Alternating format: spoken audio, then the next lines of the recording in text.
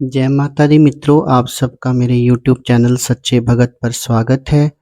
मित्रों 14 मार्च 2025 को होली आ रही है और ये जो दिन शुरू हो गए हैं अब, इनमें जो तांत्रिक क्रियाएं हैं ये बहुत अधिक बढ़ जाती हैं।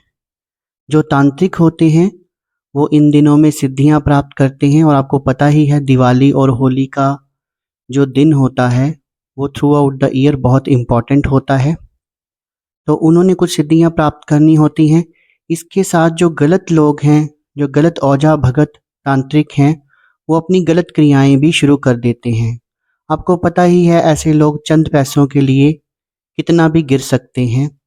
तो इस समय लोग जो किसी का बुरा कराना चाहते हैं वो इन तांत्रिकों के पास पहुंच जाते हैं और बहुत ही कम पैसों के लिए वो कोई भी कार्य, चाहे वो मारण है, मोहन है, वशीकरण है, सब कुछ करने के लिए तैयार हो जाते हैं।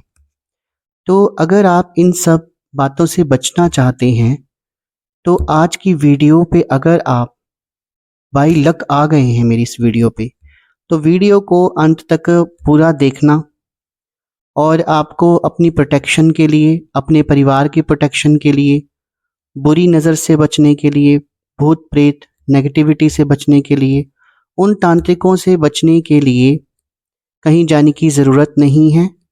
जो उपाय मैं आपको बताऊंगा, अगर आप उनमें से कुछ उपाय भी कर लेते हैं तो बड़े से बड़े तांत्रिक जो हैं वो भी आपका कुछ नहीं कर पाएंगे। तो ये है कि अगर आप इस वीडियो पे आ गए हैं और आपने देखना शुरू कर दिया है तो कृपया करके वीडियो अंत तक देखना। बहुत इंपॉर्टेंट बातें आज इस वीडियो में आपको बताने जा रहा हूँ।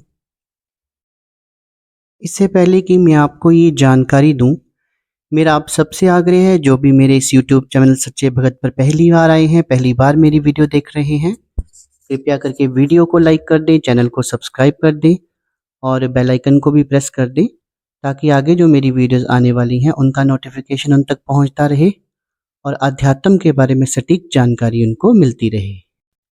जो सबसे पहला कार्य मित्रों आप लोगों ने करना है वो ये है कि आपने जाप करना है। और जाप किसका करना है?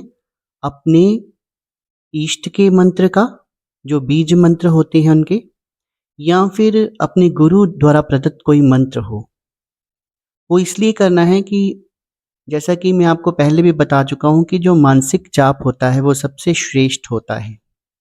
वो आप कहीं भी कर सकते हैं, चलते फिरते, उठते बैठते, सोते, कुछ खाते, क्योंकि वो मन जो है उसके अंदर वो जाप हो रहा होता है, जो मानसिक जाप होता है। तो आपका शरीर कैसा है, पवित्र है अपवित्र है, उससे कुछ फर्क नहीं पड़ता। मानसिक जाप जो है उसमें हमने ज़्यादा कुछ हिदायतें भी नहीं बरतनी होती हैं, क्योंकि वो मन ही मन के अंदर, और मन हमारा जहाँ पर हमारे ईश्वर वास करते हैं उससे पवित्र जगह कोई नहीं हो सकती। तो आप कोशिश करें कि जब भी आपको फ्री टाइम मिले तो आप एक जगह बैठकर या चलते फिरते अपना मानसिक जाप करते रहें। मानसिक जाप करने से क्या होगा कि आपका ऑरा जो है वो बिल्ड होगा और कोई भी आपके ऊपर आसानी से तांत्रिक क्रिया नहीं कर सकता, कोई प्रहार नहीं कर सकता।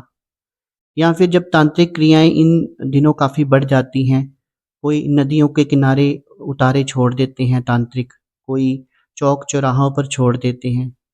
कई लोग भलाई का कार्य भी करते हैं कि मान लो किसी के ऊपर भूत प्रेत लगा हुआ है तो उसका भूत प्रेत उतारने के लिए उतारे करते हैं।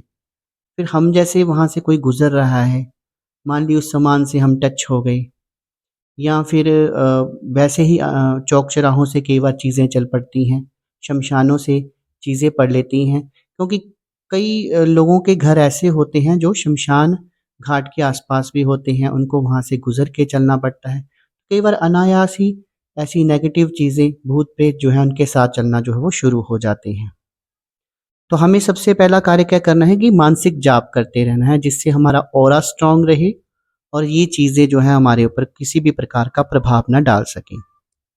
दूसरा दूसरा आपने अपने शरीर के ऊपर एक कवच लगाना है। अब कवच जो है वो गुरु ही सिखाते हैं कि हमें अपने शरीर को अपने इष्ट के कवच से कैसे मतलब सुरक्षित करना है। तो आप कवच लगाएं जब भी आप मार्केट जाते हैं, इन दिनों में बाहर जाते हैं, कहीं भी जाते हैं तो अपने इष्ट से प्रार्थना करें कि वो उनके ऊपर, उनके ऑरा के ऊपर उनका एक कवच लगा दें। अब उसकी कवच लगाने की बहुत बड़ी विधि होती है, उसके ऊपर भी मैं एक अलग वीडियो बनाऊँगा, या फिर मैंने कुछ अपनी पुरानी वीडियोज़ में इसके बारे में बता भी रखा है कि हमने कवच कैसे लगाना है या अपने शरीर का बंधन कैसे करना है, ठीक है? तो उसके बिना आपने कहीं पे नहीं जाना है। अब एक बहुत ही इम्पोर्टेंट बात जो मैं आपको बता रहा हूँ कि कोशिश करें इन दिनों बाहर कहीं कुछ ना खाएँ। जैसे लोगों को बड़ी आदत होती है फ़ास्ट फूड खाने की, पिज़्ज़ा, बर्गर खाने की, ये चीज़ें अगर आप ना खाएँ और ख़ासकर नॉन-वेज ना खाएँ, क्योंकि पता नहीं है कि बाहर जो चीज़ आप खा रहे हैं वो कहाँ से आई है, कैसे बनी है। क्योंकि होटल में क्या बन रहा है, वो कहाँ से आया है, उसके ऊपर ये तो पता नहीं होता। तो हमें कुछ दिनों, जब तक होली का दहन नहीं हो जाता है, होली नहीं हो जाती है, इन चीज़ों को अवॉइड करना चाहिए और किसी के हाथ से बिल्कुल भी कुछ नहीं खाना चाहिए। खासकर सफ़ेद चीज़ या मिठाई तो आपने बिल्कुल भी नहीं खानी है। एक काम आप और कर सकते हैं, आपके जो भी कोई इष्ट हैं, मान लीजिए माता रानी आपकी इष्ट हैं या भगवान शिव आपके इष्ट हैं, उनकी एक अखंड ज्योत अपने घर में जलाइए। अगर आप 8 के 8 दिन नहीं कर सकते तो आप जो होलिका दहन वाले दिन से 2 दिन पहले, यानी कि आप 12 से शुरू कर लीजिए, 12, 13, 14, 3 दिन आप अपने इष्ट की एक अखंड ज्योत अपने मंदिर में जलाइए। और वो ज्योत आप अपनी श्रद्धा अनुसार, जो भी आप घी का दीपक जलाते हैं तो घी का दीपक जलाइए, सरसों का दीपक जलाते हैं तो सरसों का जलाइए, तिल के तेल का आप दीपक जलाते हैं तो तिल के तेल का जलाइए, जैसा भी आपको ठीक लगे। अगर आप ये कार्य कर सकते हैं, नहीं तो सुबह शाम तो आपने धूप बत्ती करनी ही करनी है। लेकिन 3 दिन अखंड जोत जलाने से ये होता है कि अपनी पहले जो मेरी वीडियोज़ है उसमें आपको समझा चुका हूँ कि दीपक ही इष्ट है। हम मंदिर में दीपक क्यों जलाते हैं? क्योंकि जब हम दीपक जलाते हैं तो हम अपने इष्ट का आवाहन करते हैं, एक आवाहन मंत्र होता है। उसका उस दीपक के ऊपर हम आवाहन करते हैं, हम कहते हैं कि दीप स्वरूप आप अपनी शक्तियाँ जो हैं वो यहाँ पर विराजमान करें। तो उससे भी बहुत फ़र्क पड़ता है, घर में पॉज़िटिविटी रहती है। एक काम आप और कर सकते हैं कि 2-4 दिन पहले आप क्या करें कि आपके घर के जो 4 कोने हैं, उनमें आप लाल रंग की गुंजा आती है, उस गुंजा को आप दोने ले लें या 4 कागज़ ले लें, उसमें डालकर उनको आपने चारों कोनों में दबा देना है। उससे भी क्या होता है कि कोई भी नेगेटिव एंटिटी घर के अंदर नहीं आ सकती। कोई तांत्रिक अगर आपके ऊपर कोई भी किसी भी तरह की प्रक्रिया करता है, तो उसका बहुत बड़ा काट होती है ये, गुंजा जो होती है। बहुत सारी तांत्रिक क्रियाओं में इसका प्रयोग होता है और घर में रखने मात्र से ही ये बहुत सारी तांत्रिक क्रियाओं को काटती है। तो गुंजा जो है वो अपने घर के चारों कोनों में आप दबा दीजिए। अब अंत में इस वीडियो में आपको मैं एक उपाय बता रहा हूँ, जो कोई भी व्यक्ति कर सकता है, चाहे वो इस समय उसका वक्त अच्छा चला हुआ है, वो धन धान्य से संपन्न है, ग्रह गोचर भी उसके ठीक हैं, वो भी कर सकता है।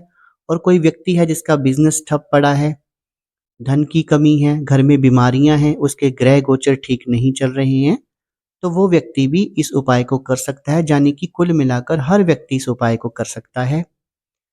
लेकिन ये उपाय वहीं होगा जहाँ पर होलिका दहन का रिवाज है। कुछ स्टेट्स में होलिका दहन नहीं होता है, लेकिन मोस्ट प्रोबेबली इंडिया के हर स्टेट में ये होता है कि 14 तारीख को होलिका दहन जो है वो, एक चिता जो है वो जलाई जाती है। ये हमारी परंपरा है। तो आपने क्या करना है, 13 तारीख को ये काम करना है। एक आपने लेना है 1.25 मीटर काला कपड़ा, उसके अंदर आपने एक नारियल रखना है। नारियल जो है वो बिना पानी वाला जो होता है, सिर्फ जिसमें जटा होती है, वो लेना है। 7 आपने लेनी है काली मिर्च, साथ लेनी है आपने लाल मिर्च। लाल मिर्च जो है वो डंडी के साथ होनी चाहिए। साथ आपने लेने हैं लौंग, 7 इलायची, 1 सुपारी और साथ में आप उसमें 2 नींबू रखें, कुछ बताशे रखें, पेड़े रखें, ठीक है।